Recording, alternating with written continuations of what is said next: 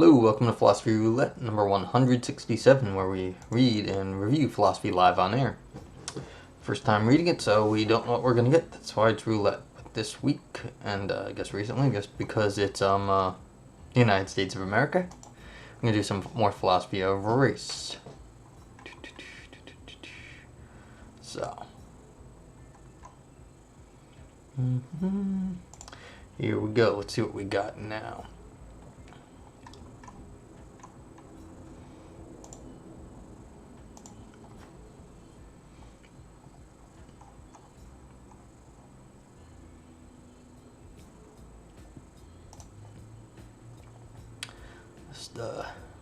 I should give Phil Paper some credit. They've really done a pretty good job on this website.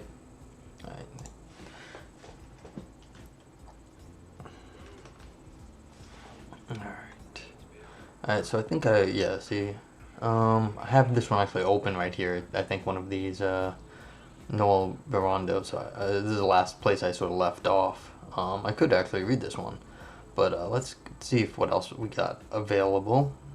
Folk conceptions. Did I do this one? I have no idea. The meaning of race, folk conceptions, and the new biology of race. No idea. Robin O. Andresen and J. Fell. Oh, this is from 2005, right? Oh yeah, okay, see. Yeah. Huh, that's weird. Usually this stuff I searched it by publication dates, so it's 2020, 2020, 2005. That's odd. But okay, so maybe this is one that just got uploaded to Phil Papers. Wait, did I do the wrong one? Listing date or, oh, I need publication date. Sorry, wrong one. Yeah.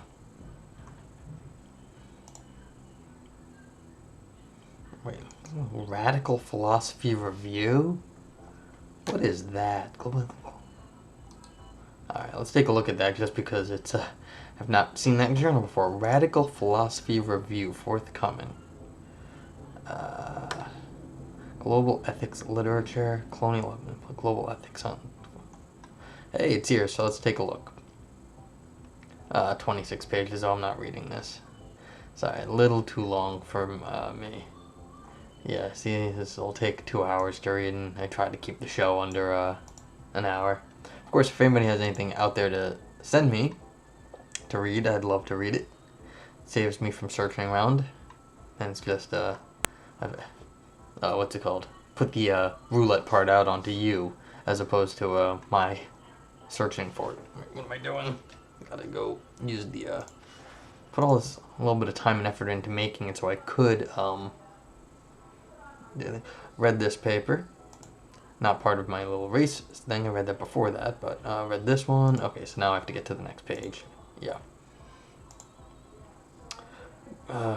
Should read more James Baldwin. I read something of his a while back, and it was just, he seems like a very interesting thinker. What's it? Contemporary French Cosmo-nationalism. Oh, these are all reviews in contemporary political philosophy, so I'm not going to bother looking at that. How not to deal with tragic dilemma. The given way race structures society seems impossible. Alright, let's see what this is from social epistemology. I don't think I've looked at this yet.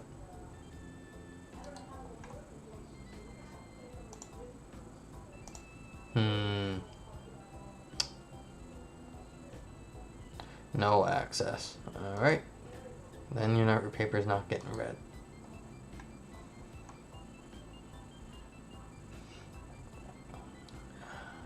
This Back to the Future is probably a review again. Yeah, no abstract. Yeah, the contemporary political philosophy put out a lot of reviews recently, so that's what I was looking at. Alright, so let's see. Get past all the stuff I've done already. Review. Ethics and race, contemporary philosophy. Can public virtues be global? Interesting. Virtue ethics, oopsie, wrong click. We need more transitional justice. Did I read this? No, don't think so. Let's see what else we got.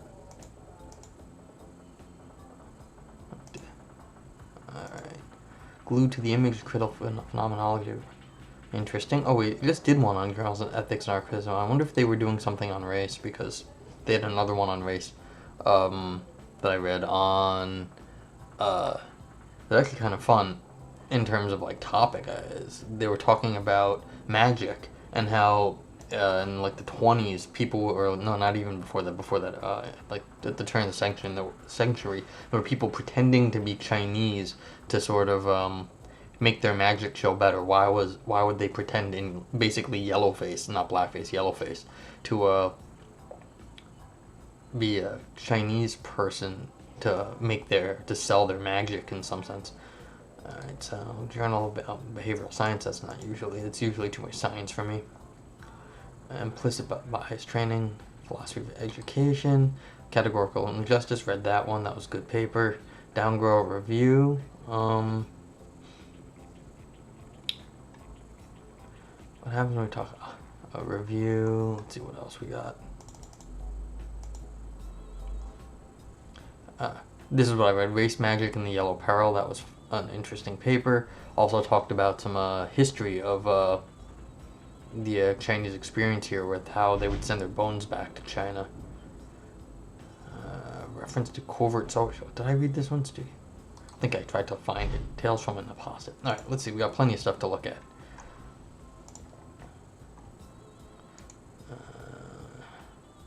No.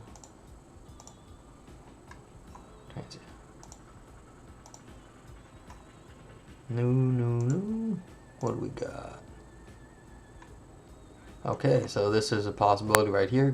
Oh, but this is a science one. Yeah, I looked at this already too. Alright, not gonna... Did that...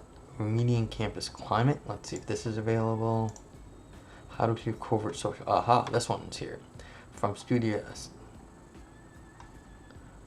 Let's take a look at this real quick.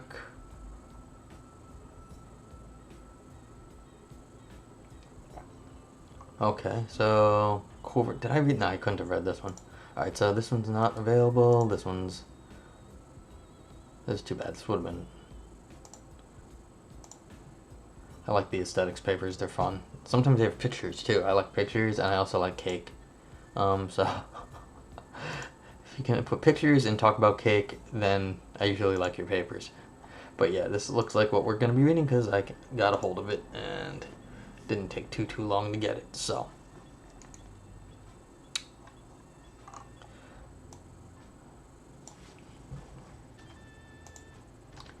alrighty, if you are out there in the live chat, here is the link.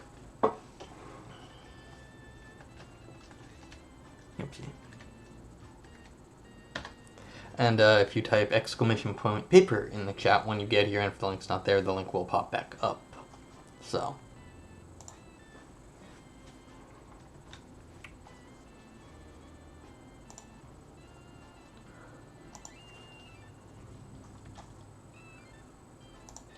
cool. Okay, so on how to achieve reference to covert social constructions from Esa Diaz-Leon. And this was in, what was it? Studia Philosophica Estonica, so Estonian Philosophical Association, I guess. Alright, what does it mean to say that some features such as gender, race, and sexual orientation are socially constructed? Many scholars claim that social constructionism about a kind is a version of realism about that kind, according to which the corresponding property is a social construction, that it is constituted by social factors and practices. Social constructionism, then, is a version of realism about a kind that asserts that the kind is real and puts forward a particular view about the nature of the property, namely that it is constituted by social factors and practices. I think we had a political social constructionism paper not long ago, too. That was a good paper. Social constructivists about humankind, such as gender, race, and sexual orientation, often make an additional claim, namely that these kinds are social constructions, but they are typically believed to be biological kinds. That is, people are typically wrong about the nature of these kinds. Von Malin, 2017, calls social constructions that are falsely taken to be biological kinds covert social constructions. This paper is about how we could have terms in our natural language that come to refer to covert social constructions. Alright, so they're trying to disambiguate here. It looks like a sort of a disambiguation project. Yeah, we've also had some papers recently on how there's essentialism, especially with the just the previous paper on magic and Chinese. There's essentialism somehow gets baked into all these things, and so I think this is probably going to go to that, that there's something social, but then it's getting to be something more intrinsic, like a biological kind. So, alright. Oh yeah, if chat has any questions, please don't hesitate to ask. Granted, this is my first time reading it, too. Malin presents a challenge to the view that our terms for race, gender, sexual orientation, and other alleged socially constructed kinds can refer to covert social constructions. In what follows, I will introduce the challenge, and I will develop and defend a solution to the challenge on behalf of the social constructionists that can meet Malin's objections, or so I will argue. Malin's challenge to the claim that terms such as race, gender, and sexual orientation refer to covert social constructions is the following, in a nutshell. No matter what theory of reference we assume, there will be problems for the claim that those terms refer to covert social constructions. In order to illustrate this point, I will explain the problem for the descriptivist theory of reference and for the causal theory of reference. I mean, just from the get-go, if you're going to say that something's covert, it's like from the get-go, you're going to have, you can always, like, I mean, this is from the philosophy of science. This is the same thing as a hidden variable. You can always say that there's another hidden variable going on. And when you're talking about science as well, it says, well, I didn't get the, my theory's not wrong. It was just there's more going on that I haven't gotten to yet. So, in some sense, this sort of structure of an argument, if you think there's something covert going on, you can always defend yourself by adding another hidden variable. So, there's, I'm not surprised that it would show up here too when you're talking about kinds, as opposed to like types of particles, but those are just kinds also. Okay, so let's see what this argument is.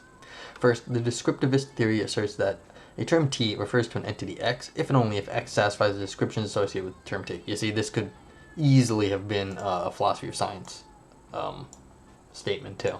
Like a term T electron refers to an the entity electron if and only if X satisfies the description associated with term T. So it's like if the scientific description, then the thing is an electron if it satisfies the science we have of it. Okay, something like that. For this reason, if we assume that the descriptivist theory of reference, then terms such as gender, race, and sexual orientations will refer to covert social constructions if and only if these satisfy the descriptions associated with those terms. But as this is the crucial idea, if these are covert social constructions, this is because ordinary speakers are typically wrong about their nature. That is, they typically believe that the reference of those terms are not social constructions, and in particular, they take them to be biologically significant kinds. Therefore, it is difficult to see how those terms could refer to covert social constructions, since this assumes that ordinary speakers do not associate descriptions with those terms that capture the nature of the referent, since the descriptions they do associate typically say that the referent are biologically significant kinds, but it is clear that the covert social constructions at issue here are not biologically significant kinds, and therefore do not satisfy the corresponding descriptions. Hence, a descriptivist theory of reference cannot make sense of the claim that those terms refer to covert social construction. Okay, I guess so. I mean, if you're going to describe something, then you're not describing something covert, or else you wouldn't call it covert. It would just be explicit. So, in response to this worry, some social constructionists have appealed to the causal history theory of reference in order to argue for the possibility that the corresponding terms refer to covert social constructions. According to the causal history theory of reference, a term T refers to an entity X if and only if X is at the beginning of a causal chain of successive uses of the term, where the causal chain originated with the baptism or dubbing of X as T. Yes, go back to rigid designators and stuff. Even if some information about X may be necessary in order to identify X, so that the original... is that right? Oh, ignore what I said. So, that the original speaker can associate it with term T, this term can then be passed on from speaker to speaker without the need for these speakers to associate any identifying information with the term. They just need to be a part of the corresponding causal chain, and at most to have the intention to refer to the same thing that previous speakers are referring to.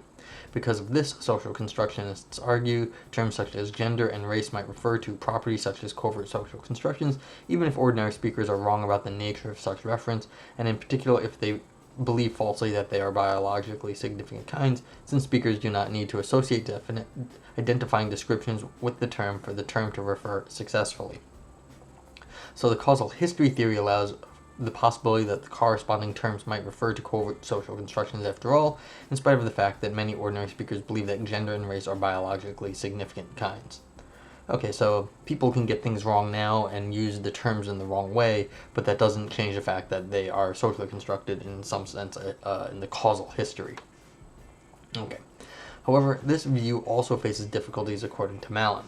The crucial idea is this. According to social constructionism, covert social constructions are properties that are partially constituted by social practices, and in particular, a social construction K is partially constituted by the social practices of labeling and classifying some individuals K, and treating them in certain ways because of being perceived as K. For this reason, Malin argues if we go back to the initial baptism when a certain term T was introduced, at that time the covert social construction could not have existed precisely because the kind is partially constituted by T itself, so there could not be a preceding kind T for the term T to pick out. This is why appealing to the causal history theory of reference is problematic for social constructionists. Malin calls this the missing referent problem. If covert social constructions are supposed to be partially constituted by the employment of term T itself, then there could not be a social construction of that kind prior to the term T, and the original baptism could not have occurred, so appealing to the causal history theory is moot. Alright, so basically it's saying, look, if there's a causal history here, then it needs to start causally from something, but since it's constituted by its history as a social kind, a social construction, then it's not, the causal history is the wrong concept to be going for, because it's constituted by its use, in some sense, its social construction, and so the causal history is missing the point because there wasn't anything before it started getting used anyway, so the causal history is sort of uncaused. There is no cause, there's no thing behind it, because the process is the thing, or is at least partially constituting the thing. Okie dokie, so let's see where we go. Malin discusses two possible responses to this problem, namely the idea that there was a referent after all prior to the original baptism, and the idea that even if there was no referent of the right kind at the time of the original baptism, the referent of the corresponding term has switched so that the terms now come to refer to social constructions as social constructionism has it. Malin argues that none of these responses can be successful. In response, I will argue that both of them can work, and will provide a version of each option in order to show that they can be successful defenses of social constructionism. Alright, so basically, like, this is a coffee mug, and if no one had ever so dubbed it or baptized it in the lingo, said that, then we can say, well, look, this is a coffee mug. From here on out, we will always call things of this sort coffee mugs, and that baptized it, and then everyone else, no matter what happens in the future, this original baptism sort of fixed the referent of what it means to be a coffee mug, and therefore that causal history. Now, even if you were to say, well, coffee mug then gets switched over to how people use it, and it doesn't really matter about this, well, it's saying, well, look, it was still here to begin with. That was the original referent of the right kind.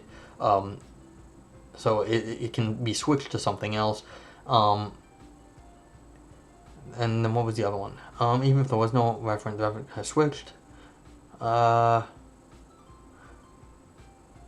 Yeah, okay, so basically that's it. So maybe you don't even need this one, but we'll see what the author has to say.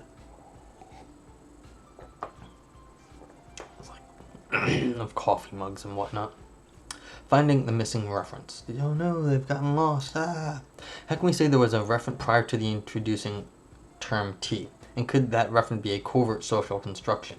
Malin mentions two possible references that could exist prior to introducing term T, namely what he calls thin natural kinds and institutional kinds. Let me elaborate. Thin natural kinds are superficial kinds, that is, kinds that appear in nature without the need of human intervention. Although there might be thin natural kinds that are created by humans, and such that they are not explanatorily robust. That is, they do not appear in many law-like generalizations. For instance, kinds such as having such and such skin color or such and such hair texture count as thin natural kinds. We can assume that these kinds were instantiated prior to the introduction of term race, so the term could have picked out one of those thin natural kinds. But it is clear Malin argues that this is the wrong kind of referent for the social constructionist, since thin natural kinds are different from covert social constructions. Whereas social constructions are constituted by social practices, thin natural kinds are not. At most, thin natural kinds could have been caused by social practices, but they are not constituted by social practices, so they cannot be covert social constructions of the sort social constructionists identify with race or gender.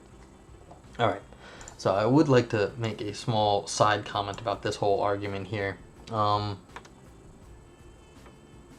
I have no idea. Like, I've lost my intuition. I've heard arguments to the effect that basically, if you're gonna start calling something natural, but then it's something like skin. I mean, the idea of skin color, I mean, why does anything... I mean, you can say, well, that's a scientific thing, but it's really still our science. It's still human. There's a very anthropocentric version of the world that there's skin color, and that's sort of a thing that could be a property of anything. So if you're going to be anthropocentric in that way, like a human-focused, because this is how we think of the world in terms of skin color, even that might not be considered, like, natural enough to really be a natural kind. Now, comparatively, compared to race, which is definitely not something that just shows up in nature, like at least not in this sort of context. I mean, the skin color itself is more, like, I guess you could say more in line with like the biology, because it's like you can, I mean, is there more melanin in the skin or whatever? But I'm not even sure that this counts as natural in a robust sense. Even in this thin sense, it's not even natural for me. So I've not. This is nothing against this author. The use of this argument in this area, I think it's a fine use. It's because this is something that like I'd be worried about in terms of like the underlying metaphysics here. Alright, what about institutional kinds? Institutional kinds are roughly social kinds that have been created by explicit conventions such as money, prime minister, Supreme Court, and university. Again, Malin argues that institutional kinds are the wrong kind of reference, since covert social constructions are such that they are typically taken falsely to be biologically significant kinds, where institutional kinds are not usually taken to be biologically significant kinds. As Malin argues, ordinary speakers are typically aware of the nature of institutional kinds, since institutional kinds are created by explicit assignments of functions, whereas covert social constructions are supposed to be kinds such that ordinary speakers are wrong about their nature. Yeah, that's fine. Okay, so let's see. I want to argue that there are further options for the social constructionist. In particular, a social constructionist that appeals to a causal historical theory of reference can explain how social kind terms can refer to covert social constructions, because there could be social constructions prior to introducing the corresponding term that are neither thin natural kinds nor institutional kinds. In particular, the social constructions at issue here could be a matter of social constructions that are not constituted by employment of term or concept T, but they are nonetheless constituted by social practices that do not involve employment of the term. So we've got so I guess we got implicit termhood or something here. Here it will be useful to distinguish between social constructions that are constituted by social practices in general and social constructions that are constituted, at least in part, by the employment of concept or terms that aim to refer to those various social constructions. Examples of the latter kinds are such as Prime Minister and Supreme Court. These social kinds are partially constituted by the employment of the corresponding terms. It can be argued that when the terms are introduced, the corresponding social kinds are thereby created. The introduction of the term and the bringing about of the social kind occur at the same time, and this is how the social can be partially constituted by the employment of the very same term. But as we have seen, these kinds are very different from covert social constructions. Indeed, social kinds that are partially constituted by the very terms are typically overt social constructions, so that they cannot be of help here. Yeah, I mean, this is like created by like speech act or legal act, so they're explicitly overt things. Alright, that makes sense. But not all social kinds are constituted by the very same concepts and terms that are introduced when the social kinds are created. In particular, there are social kinds that are constituted by social practices that do not involve terms or concepts that are introduced with the intention of referring to them, and because of this, social kinds of this sort could have existed prior to the original baptism. For instance, social kinds such as inflation or racism could exist before the corresponding terms inflation and racism were introduced. That is, these social kinds are constituted by complex social practices that do not involve the employment of those very terms or concepts, but they probably involve the employment of many other concepts.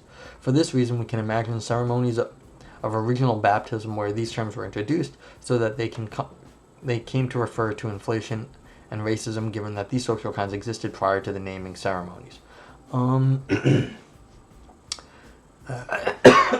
I do not remember, I don't know if I've read this, Thomas, and I probably haven't, because I mostly have not read enough, but there's definitely in the feminist literature, like sexual harassment basically gave a name to the practice of sexual harassment, and that allowed it to kind of be a thing after it was so baptized.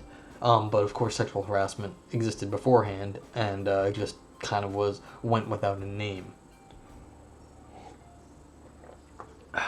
And then there was just that movie about Ruth Bader Ginsburg, like gender discrimination. Like, how could you? There was no term for that. So, before her, I guess she sort of coined that, or at least her secretary did. She called it sex discrimination. According to the movie, I have no idea, but that's what the movie said. Can we say something similar about gender and race? The view would be as follows. Gender and race would have to be identified with social kinds that do not involve the employment of the terms gender and race themselves. What would these social kinds look like? I will focus on the case of race. We could argue that before the term race was introduced, there were already social constructions in the vicinity, namely there were groups of people with certain ancestors in common or with certain geographical origins that were treated in a privileged or subordinate manner in virtue of having those features. Yeah, I was talking about some other one about the ancient Greeks. They were very much sort of xenophobic, but it was like a place-based racism. It wasn't racism, it was a place-based phobia. They thought everyone else was heathens or whatever it was, not civilized. And this in itself is a socially constructed kind. That is to say, the social kind at issue here is not the property of being treated in a certain way because of being classified as a member of a certain race. The social kind is indeed partially constituted by the concept of race itself. I don't know, it may have the cart before the horse in this area. Like, why should we put our concept of race back onto the ancient Greeks? Like, we had different concepts, they have them. Now you can say, like, our understanding of race was partially constituted by that stuff, but I worry about priority. Why should our concepts have a priority over the concepts of the ancient Greeks? They got a lot of things right. Maybe they were right about this. Maybe we ought to be more concerned about where someone's from than what their skin color is. Probably neither are good, but maybe they were right. Maybe it's still better what they were doing. But my view appeals to a slightly different socially constructed property, namely the property of being treated in a privileged and subordinate manner because of being perceived to be part of a certain geographical group, or because of being perceived as having a certain skin color, or having certain ancestors in common, or some other superficial features. None of these social practices presupposes the employment of racial concepts. Yeah, okay, there's authors on top of it. Given the prior existence of these socially constructed kinds, we can now understand what is going on at the original baptism ceremony. The introducers of the term race might have had the intention of referring to those groups that were treated in such and such a manner because of their geographical origin or other superficial feature. But they might have the additional false belief that such treatment was justified because the members of the group also shared certain underlying biological properties that justified privilege or discrimination. This explains why ordinary speakers associate race terms with false beliefs, namely the belief that races are biologically significant kinds. But the causal history theory of reference does not require that ordinary speakers have correct beliefs about the referent. It is enough that they are part of the right causal chain and that there was a successful act of original baptism. Someone could wonder how the original baptism could be successful if the original speakers had false beliefs about the alleged reference. To wit, the reference were actually covert social constructions, whereas the speakers who introduced the terms falsely believed that they were biologically significant kinds. I wonder if you could just say essentialist kinds here. You don't need biologically significant. The key condition here is that there is a kind in the vicinity of the original baptism that was explanatorily robust enough so that it could become the referent of the term. And it seems to me that when the original speakers introduced the term with the intention of referring to certain groups of people with such and such skin color and such geographical origins, or whatever the relevant thin natural kind, whom they also took to share biobehavioral essences. Okay, so they are getting to the essences that justified the different treatment at the time, but did not really instantiate these underlying essential properties, then the reference could very well be the existing socially constructed properties of the sort I've described, since these are the most explanatory, useful kind in the vicinity. What is this? Yeah. This is the question. My question here is, what is a vicinity of explanatoriness? I don't think this is more my concerns than against the author here, but I always have worries about, I don't actually know what closeness is in philosophy arguments. But yeah, I mean, it's very reasonable that in some sense there was a bunch of social concepts going around, and then people attributed it to a group, and because even though they may not have had like the social constructionist theory, they couldn't have had it. They did something else, but that doesn't mean it wasn't actually a result of the social constructionist, if you're assuming that people are social constructionists to begin with. A remaining worry is the following. It might be argued that on this view, when racial terms are introduced for the first time, the existing social properties in the vicinity already seem to be constituted in part by racial concepts, since people have had ways of describing those groups, such as groups of people who share thin natural properties such as phenotypic features or geographical origins or common ancestors, that are privileged or discriminated in virtue of having those properties, which already seems to encapsulate a racial concept. This description seems very similar to the concept of race that is introduced in the baptism ceremony according to this view, so why are those social properties not constituted by racial concepts?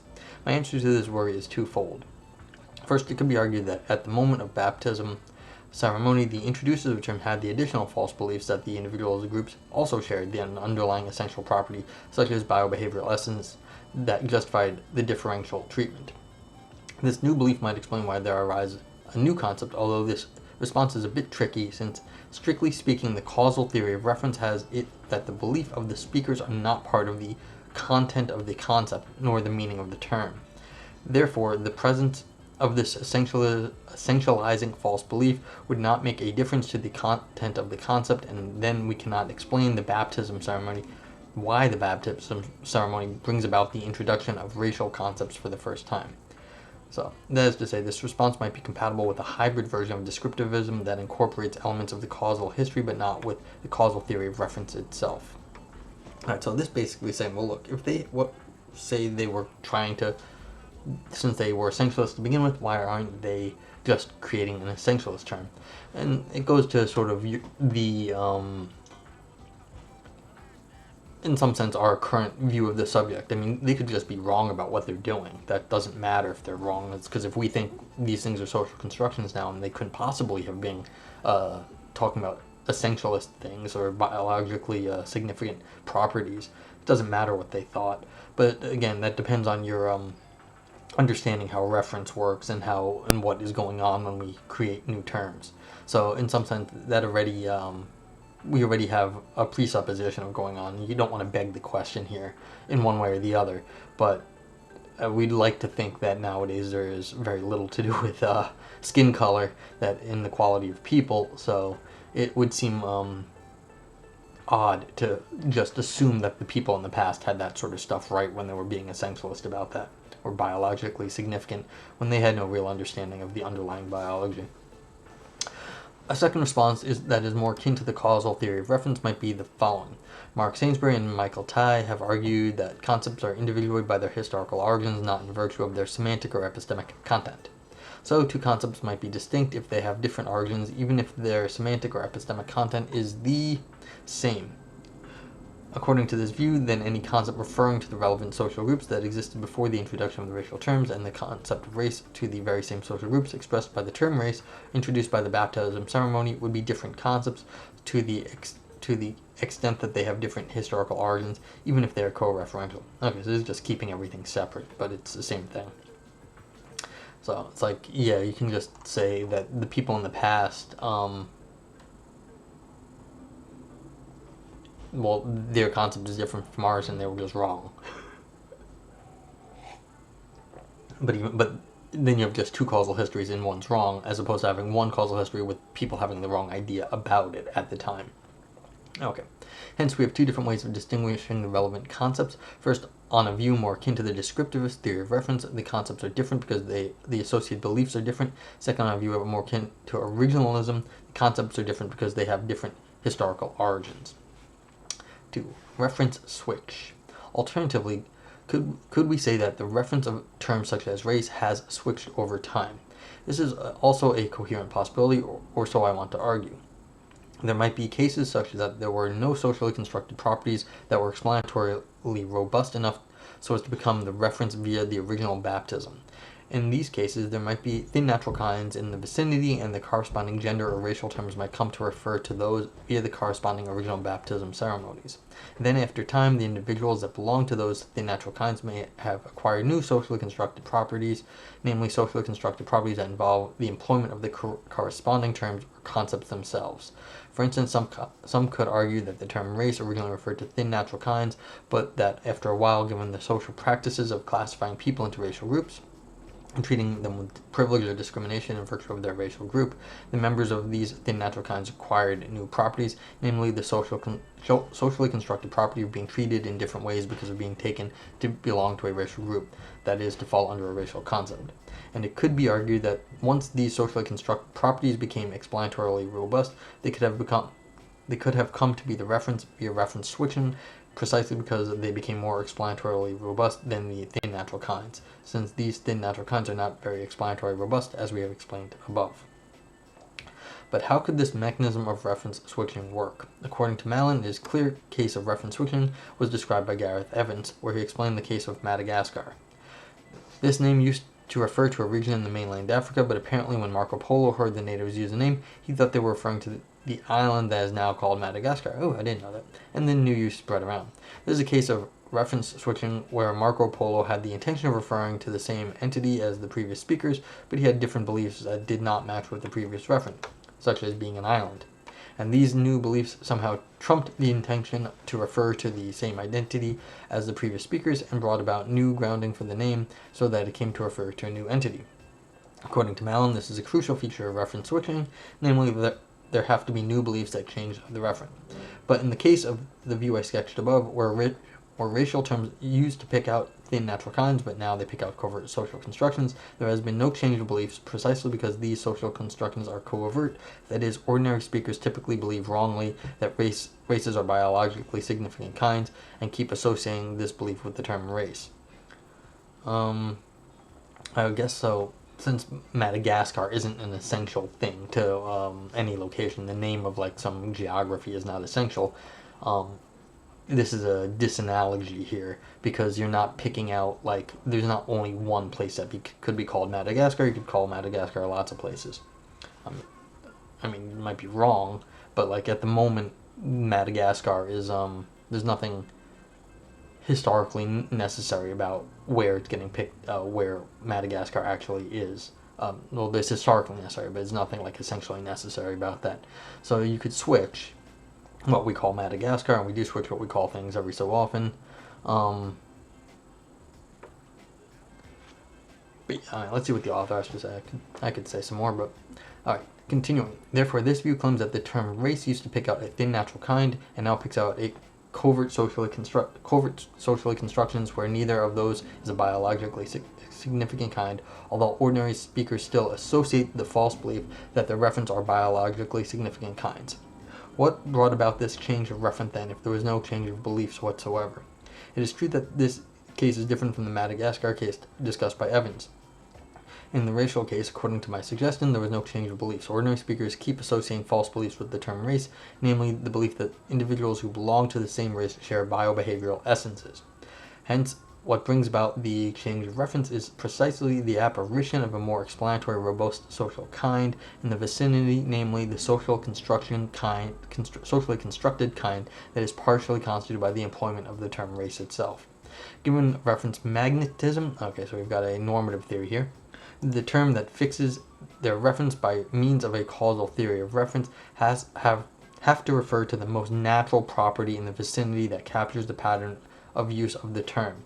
If a new, more explanatory, robust kind is created that equally well explains the pattern of use of the term, this can become the referent of the term.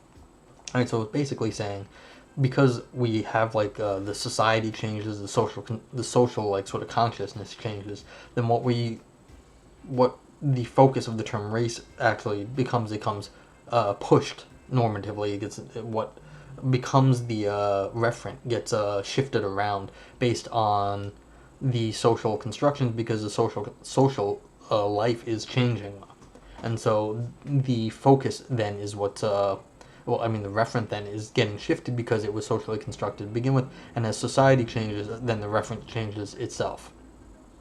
And that would be the reference magnetism. It's getting pulled in a way magnetically, as it were. Not magnetically, but by the way the social practices are pushing what we are referring to in slightly different ways. Okay, as we have seen, I wonder about this, talk about like the nudging in sort of like the online world.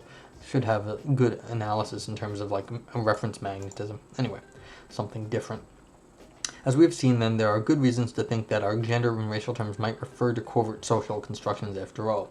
Either they came to refer to covert social constructions that existed prior to the original baptism ceremonies, or the terms came to refer to covert social constructions via reference switching. That means as society changed, what we are talking about, what we thought we were referring to, switched sort of under our feet too, as society, along with society. We can therefore conclude that Malin does not pose good reasons to think that any of these options is untenable, so covert social constructions can live another day. Okay, so that's a little bit of a semantic analysis on how to understand the concepts of race and gender. Yeah, so it's an interesting little paper. Hope you enjoyed that. I don't know if I have too much more to say. Basically, given a social understanding of a social constructionist understanding, can you defend yourself against some arguments? It looks like, I'd say reasonably, given the terms of the arguments here, like I don't think the author, this paper was written sort of in this area, and I think, as far as I know, nothing like infelicitous was said. So it's just like, my general worries are notwithstanding here, they don't matter. And in that case, the social constructionists can defend themselves against the charges, because it looks like you can still pick out what you want to do depending on different assumptions. So basically, once all the assumptions were spelled out here, then you can still say, look, either they're just false and we're right, or even if they're not, we can separate out what people used to think versus what we think now, and then we've got two different causal histories, and we're both, and that's okay, and that causal history is just going to die out because they're wrong. Or even if we say, look, it wasn't the way it was in the past, it has switched now because there are forces that can do this sort of switching. Now, how much do you really like reference magnetism is a different thing, given reference magnetism. How much you like reference magnetism as a theory of how we understand what refers in, how we refer to things in the natural world.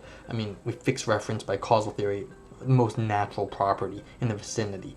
So the question is, what is again, my complaints about vicinity don't matter, but what is a natural property in the vicinity, and why should that produce some normative force for us to pick it out?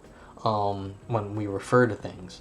That's a different problem. I mean, you can argue about reference magnetism. What's the other one? Just sort of like fixed references. I forget what they call it off the top of my head. But so given that you can switch based on sort of like social the social change of the day, or the winds of the day, how we talk about things, and then what we're referring to is a socially constructed thing, and that assuming that tracks how things are in the world, then we are just talking about something different. So, okay, so that's it. If anyone has any questions, please ask now or hold your peace. I'll be back, I guess, tonight with another paper. Okay, stay safe out there. Bye-bye.